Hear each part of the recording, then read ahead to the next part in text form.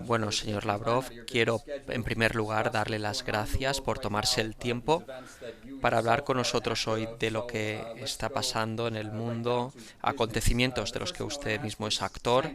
Así que pasemos al tema que nos ocupa. Primero que vamos a hablar de sanciones. Estas sanciones que se están aplicando en estos momentos a Rusia y que no tienen precedentes y que realmente están teniendo un impacto negativo en las vidas cotidianas de los rusos, aunque Washington diga que no tiene a estos rusos por objetivo. Díganos, estas sanciones, ¿a quién tienen realmente por objetivo? ¿Qué está pasando con estas sanciones? Bueno, gracias por la invitación. Yo creo que el papel de las sanciones es mucho más estratégico que solo Ucrania. Creo que lo que estamos viendo en Ucrania es la quinta esencia de la trayectoria occidental de marginalizar a Rusia, de contener a Rusia, de impedir el desarrollo de Rusia y de reducir a Rusia a un papel completamente nulo en la economía mundial, la política mundial, el comercio mundial, el deporte, la ciencia, la educación, las artes. Y observamos pasos sin precedentes adoptados por nuestros colegas occidentales. Y una de las tendencias más importantes es este deseo de Estados Unidos, que se ha manifestado con muchísima más claridad con la administración Biden, de volver a un mundo unipolar. Si quieren, se trata del deseo de tomar el concepto del melting pot, del crisol de culturas de Estados Unidos y aplicarlo al mundo entero, siendo ellos los dueños de la olla de fundición. La Unión Europea, en un 99%, ya ha dejado de intentar ser independiente. El presidente Macron, evidentemente, sigue repitiendo que la autonomía estratégica para la Unión Europea es su objetivo y que va a luchar por ello, pero yo creo que no va a tener éxito. Alemania ya está totalmente dispuesta a someterse a Estados Unidos, a las órdenes de Estados Unidos, y la situación con Nord Stream 2 ha indicado claramente el papel que desempeña Alemania en la política mundial, cuando Estados Unidos ha persuadido, entre comillas, a los alemanes y a otros de que ellos, los americanos, saben mucho mejor lo que necesita Europa para su seguridad energética que los propios europeos. Y ya existen muchos ejemplos como este. Así que las sanciones van a continuar. Están amenazando ahora con la quinta ola, quizá haya otra ola, pero ya estamos acostumbrados. Quiero recordar que mucho antes de la crisis ucraniana, como resultado del golpe de Estado anticonstitucional e ilegal, ya se impusieron sanciones contra nosotros. Con la enmienda Jackson-Vanik, que su derogación, se introdujo inmediatamente la ley Magnitsky y las sanciones de alguna manera permanecieron. Y después tuvimos toda una serie de sanciones, básicamente para castigarnos por apoyar la causa legítima de los rusos en Ucrania, de los rusos en Crimea. Ya conocen la historia, no la voy a repetir, toda la secuencia, pero las sanciones más recientes, la ola más reciente, realmente no tenía precedentes, y como ha recordado el presidente Putin, ahora somos campeones del número de sanciones en la Federación Rusa, más de 5.000 leyes individuales, casi el doble de las que se introdujeron contra Irán y Corea del Norte. Pero las sanciones siempre nos han hecho más fuertes.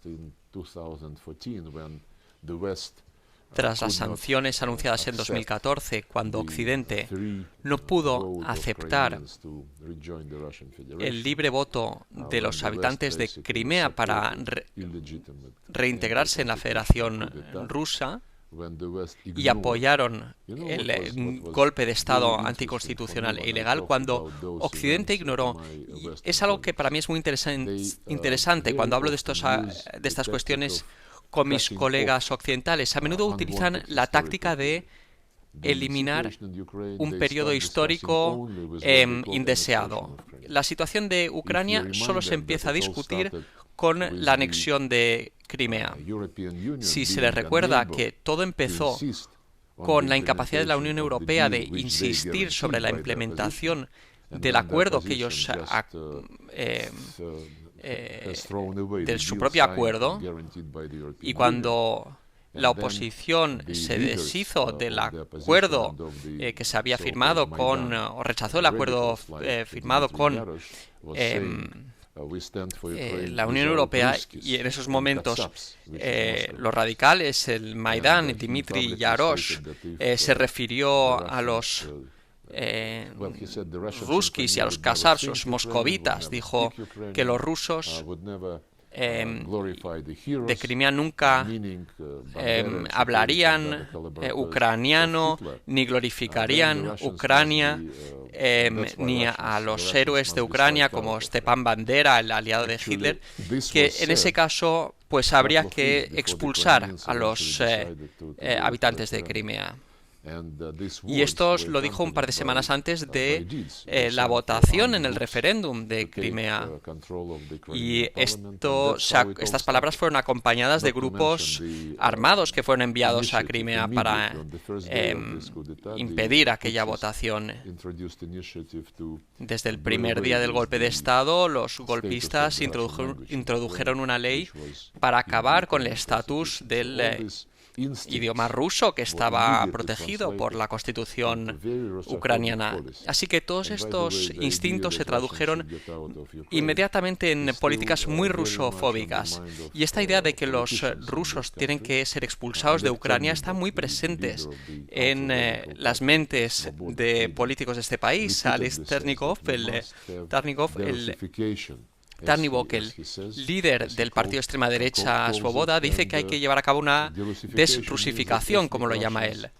Y esto significa que los rusos étnicos no deben tener su propio idioma, identidad e historia en Ucrania. Pero lo que es más importante y que tenemos que entender de cara a la situación actual son las declaraciones del propio Zelensky. Como he dicho, el ultrarradical habló de la eliminación de los rusos en Crimea, pero Zelensky en septiembre pasado dijo: si piensas que eres ruso y quieres ser ruso, y si quieres ser amigo de los rusos, vete a Rusia. Esto lo dijo hace tan solo unos meses. Volviendo pues a las sanciones, las superaremos. Las medidas que el presidente y el gobierno están adoptando y se han anunciado son solo el principio del ajuste de nuestra economía frente a esta situación. Tras las sanciones de 2014 ya ganamos esta experiencia y esta necesidad de depender de nosotros mismos.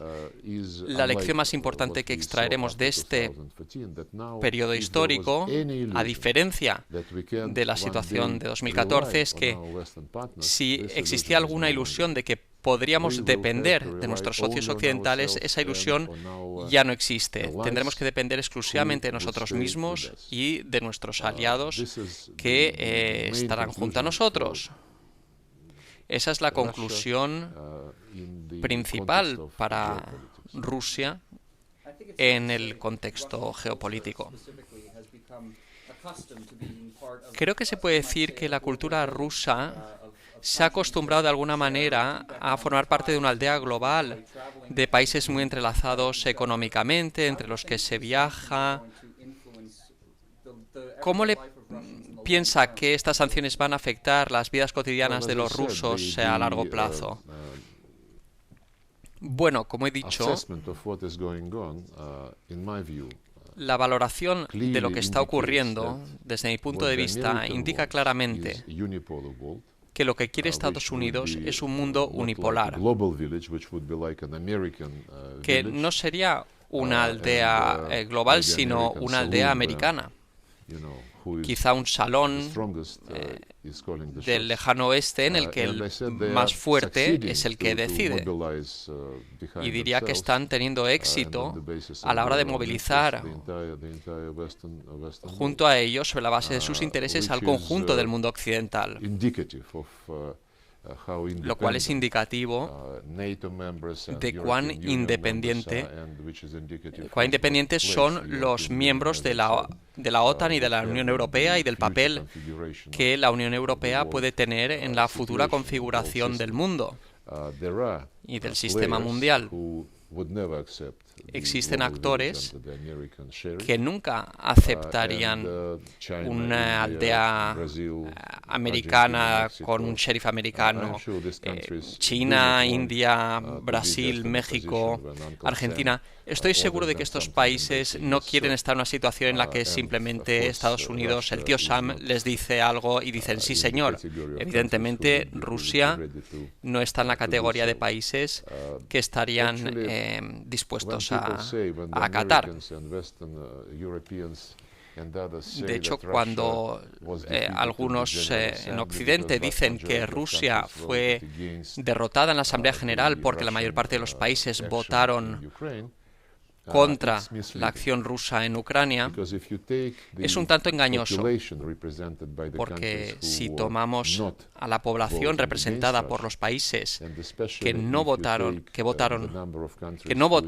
contra Rusia, y sobre todo si tomamos el número de países que no introdujeron sanciones contra Rusia, la mayor parte de ellos, de los que votaron en contra nuestra, lo hicieron bajo una tremenda presión y chantaje, incluyendo, y esto lo sé, seguro, amenazas contra delegados individuales en relación con sus activos en Estados Unidos, cuentas bancarias, sus hijos que estudian en universidades, etcétera.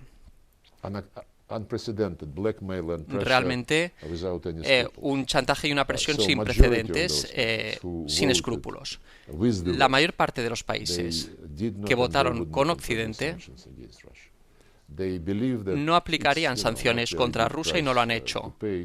Creen que, bueno, no es un precio muy grande a pagar por su propia cooperación práctica con Rusia, votar simplemente por algo que Occidente necesita por razones puramente propagandísticas. Así que nosotros, como siempre, seguiremos abiertos a cooperar con todos los que estén dispuestos a hacerlo sobre una base de igualdad, de respeto mutuo, de búsqueda del interés común.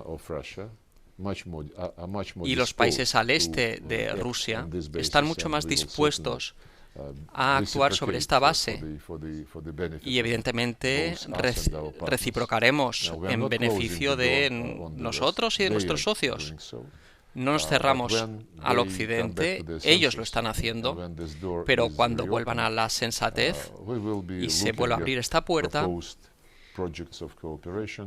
estudiaremos los proyectos de cooperación que se propongan con una cosa que estará muy presente, y es que sabremos que no podemos confiar en que podremos estar seguros de que son fiables y de que serán creíbles como socios a largo plazo.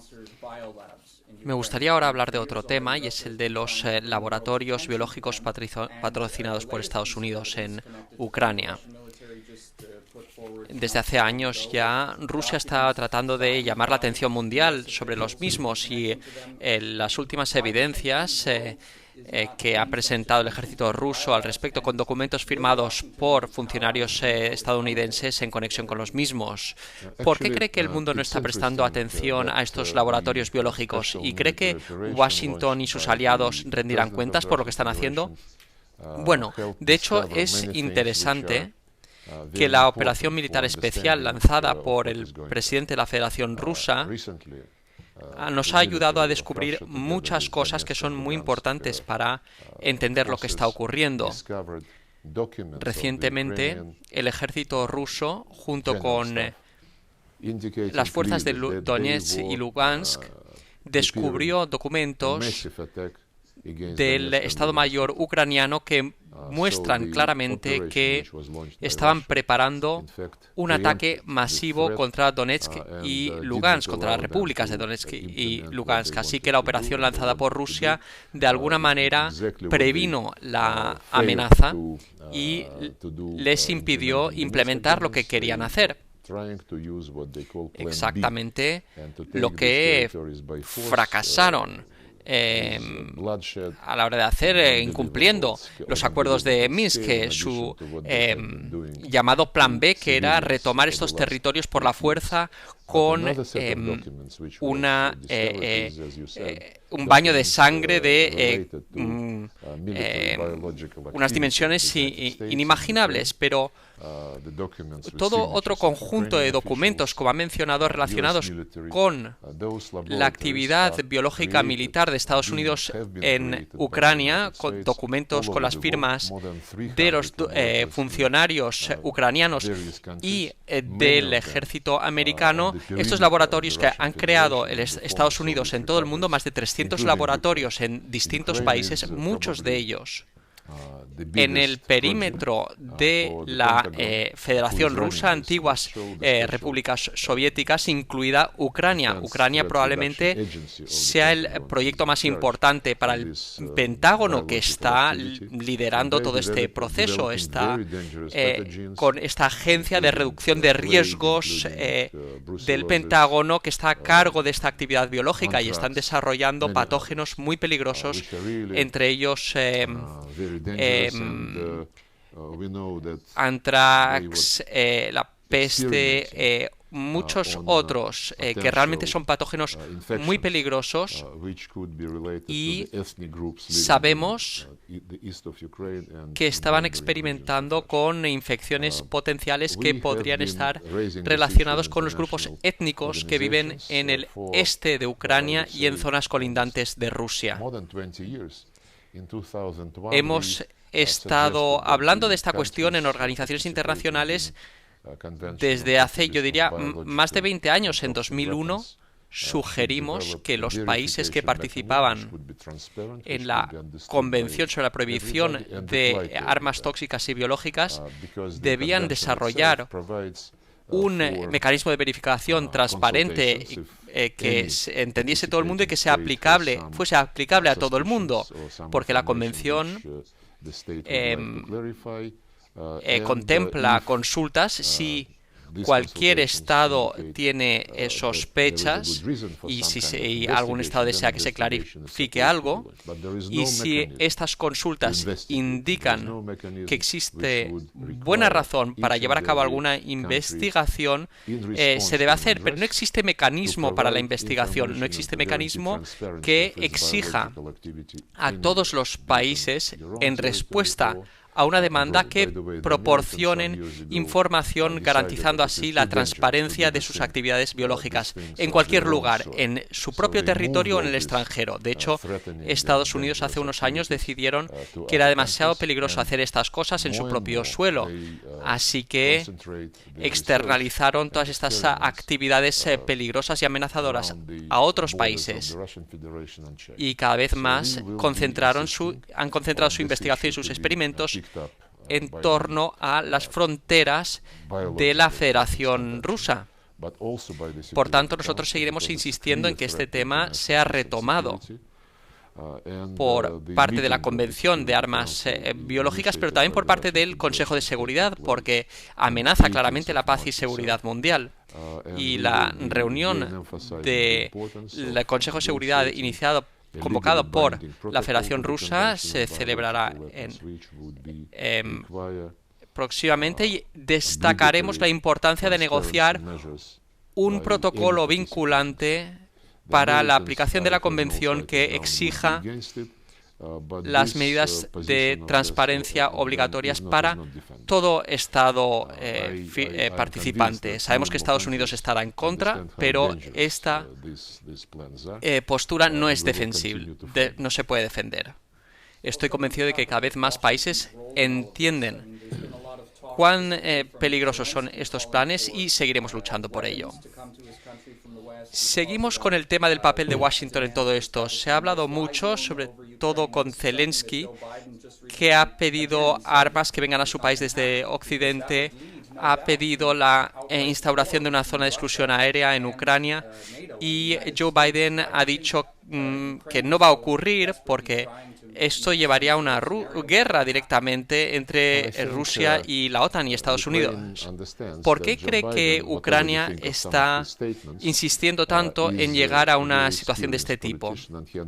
Bueno, yo creo que Ucrania entiende que Joe Biden, independientemente de lo que podamos pensar de algunas de sus declaraciones, es un político con mucha experiencia y entiende claramente que es inadmisible establecer algo como una zona de exclusión aérea para y proporcionar aviones para Ucrania u otras cosas que llevarían a un riesgo de enfrentamiento directo entre Rusia y la OTAN de una forma inmediata. Pero Zelensky también entiende que hay otros políticos mucho menos responsables en Estados Unidos que han sido agitados por el lobby ucraniano y que están motivados por sentimientos rusofóbicos, y muchos de ellos están en el Congreso.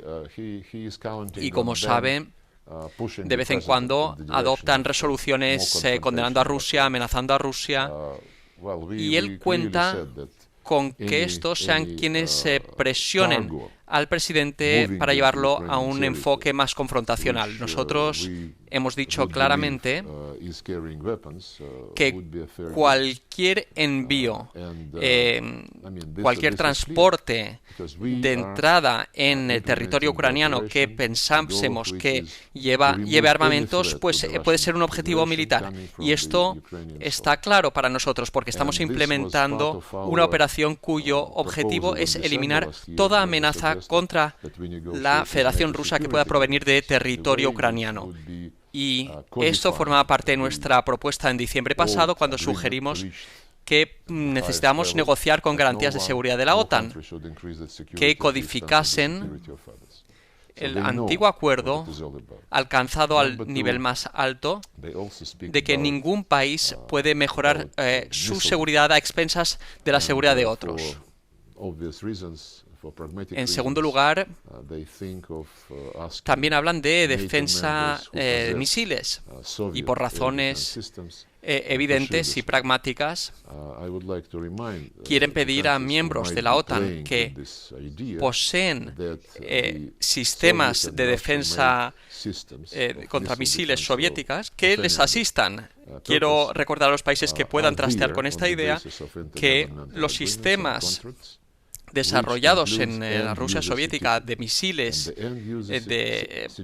para sistemas defensivos están ahí sobre la base de acuerdos intergubernamentales que incluyen certificados de usuario final que impiden que estos sistemas sean enviados a un país tercero.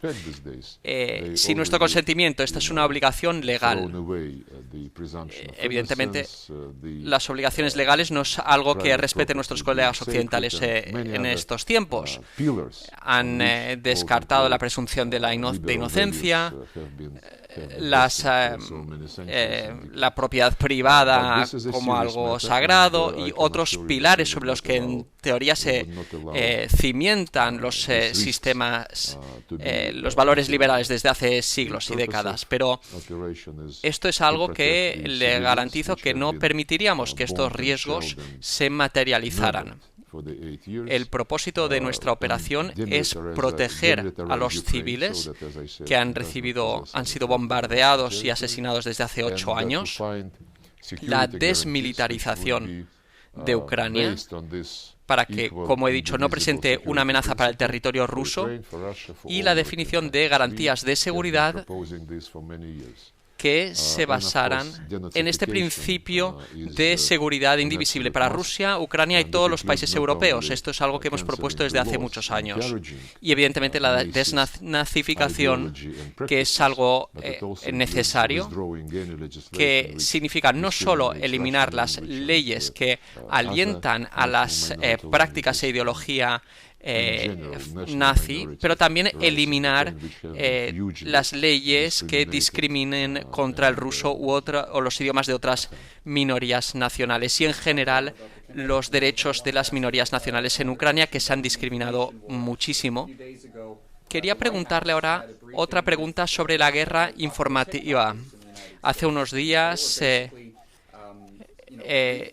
la Casa Blanca se reunió con varios TikTokers importantes en Estados Unidos y se les informó sobre una nueva narrativa antirrusa que se quiere promover en Washington. ¿Qué le parece ese tipo de labor propagandística cuando normalmente acusan a Rusia de desinformación y ese tipo de práctica?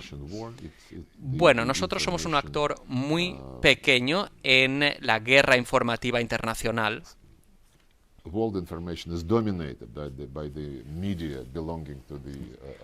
El mundo informativo mundial lo dominan los medios de comunicación de Estados Unidos, el Reino Unido, anglosajones en general, y también alemanes, franceses y otros.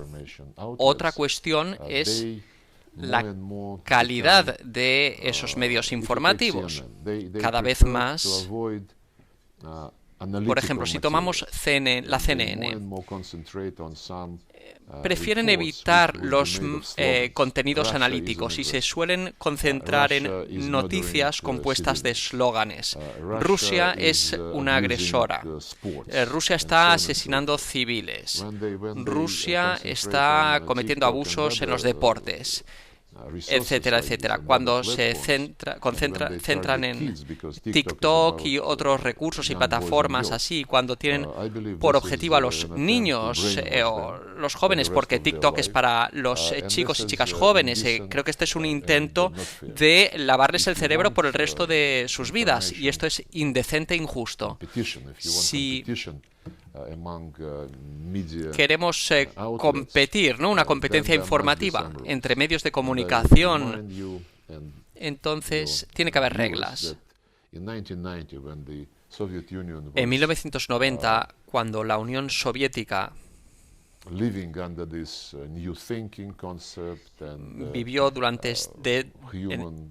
bajo esta forma de pensar, de estos conceptos de valores humanos para la humanidad, nuestros colegas occidentales en la Organización para la Seguridad y la Cooperación en Europa presionaron de una forma muy activa y encontraron respaldo por el lado soviético para una serie de documentos en la OSCE sobre la libertad de expresión, acceso a la información, y estos documentos recibieron un respaldo consensual por parte de los países de la OSCE.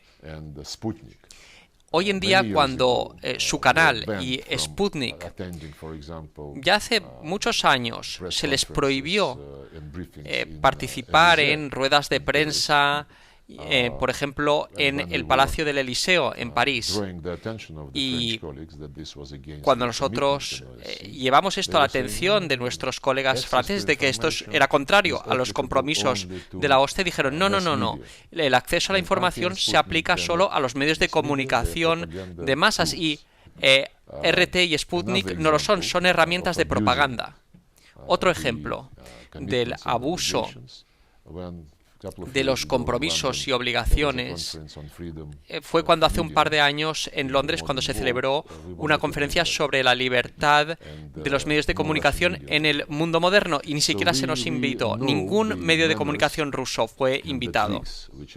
Así que conocemos las maneras y los trucos utilizados por los países occidentales para manipular con los medios de comunicación. Entendimos hace mucho que no existía tal cosa como medios de comunicación internacionales. En Estados Unidos la Fox está tratando de presentar algunos puntos de vista alternativos, pero cuando uno ve otros medios de comunicación o uno ve o lee en las redes sociales o en plataformas de Internet, cuando el presidente en funciones fue bloqueado, como saben, y este tipo de censura continúa de forma muy importante.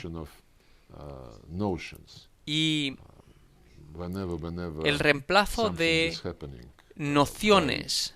Cuando algo ocurre, cuando existen protestas masivas que no les gustan, enseguida lo llaman terrorismo doméstico. Así que, bueno, es una guerra que conlleva los métodos del terrorismo informativo. Un ejemplo muy interesante fue el de ayer, cuando el periódico alemán Bild publicó un artículo diciendo que yo mismo, la tarde del miércoles, salí de Moscú en avión para ir a China, pero en la zona de Novosibirsk el avión dio medio vuelta porque o Putin me dijo que volviese o los chinos dijeron que no querían hablar conmigo.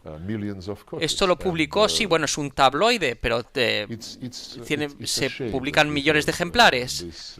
Y es una vergüenza que estos hábitos se introduzcan en el mundo informativo por parte de nuestros amigos.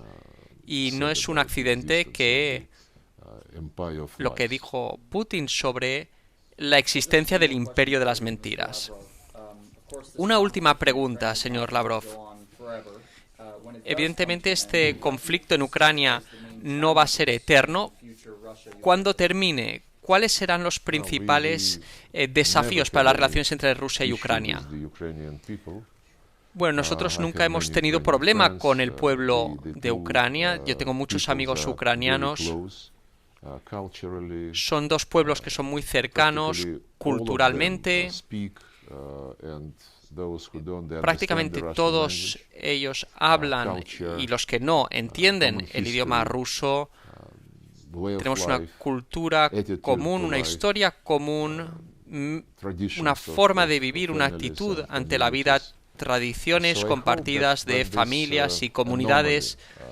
Así que espero que cuando esta anomalía acabe, que esto de alguna manera vuelva, será gradual, no podrá ser rápido, porque los esfuerzos de nuestros colegas occidentales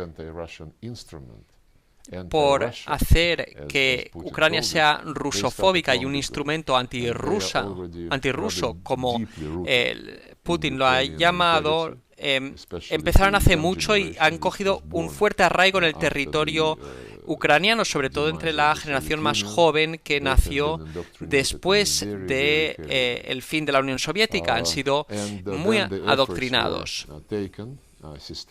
Y después se llevaron a cabo esfuerzos de forma sistemática para formar a oficiales militares sobre la base de una metodología radical basada en las ideas de Bandera, para garantizar que no fueran amigables con Rusia y que construyeran sus sentimientos nacionalistas como forma de reforzar el Estado ucraniano. Pero